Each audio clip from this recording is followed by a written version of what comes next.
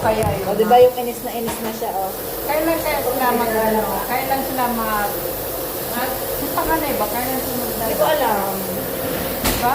Di ba may pasok na mga bata? Wala pa? Oo, may pasok na yung mga alaga ko ng Monday, guys. Ayan, oh, ayan na naman, nagbubunga nga na naman yung ating kabembang, oh. Kasi, ayan, may dala na naman ako mga hugasin. Hi, Inday. Hi, how are you? Ano yan? Ano yan? Oh.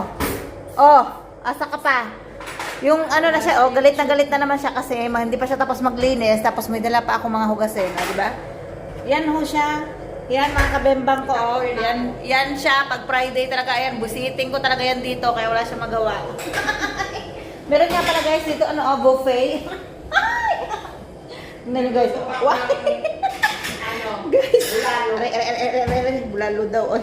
Ang hirap ng ano nito, oy. Diba?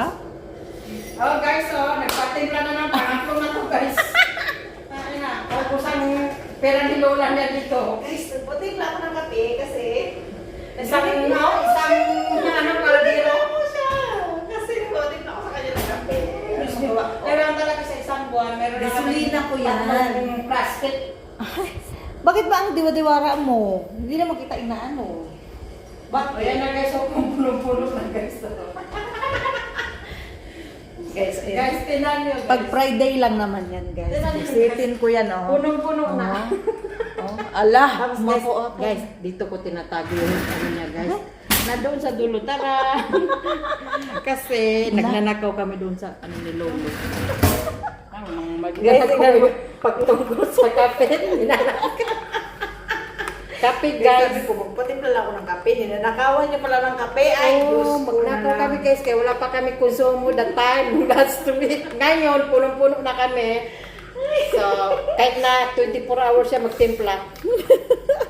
Guys, bilid 24/7. bilid din naman ako guys sa kabembang ko, no? Talagang gawa siya ng paraan para makanakaw siya ng kape. Alam mo yung may pasimple. Oy. Kasi guys, hindi magising yung mata niya gano'n. Tapos Parang ano yung mata- magkusa ng Kleenex guys, gano'nin niya, oh. Sabi niya, gising na siya. Doon nakausap niya, ay, gising. Oo, totoo yun guys. Kasi pag nakaupo ako dun sa baba, yung mata ko talaga na pumipikit yan. Oh. Kaya sabi ko sa kanya, ikuha niya ako ng gasolina. O, gagawa siya ng Diba? gasolina. Oh. Yung gasolina namin. O, ayan. Tapos na, tapos mamaya mayroon na naman.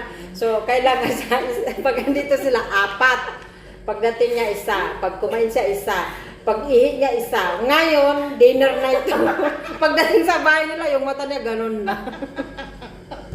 Thank you!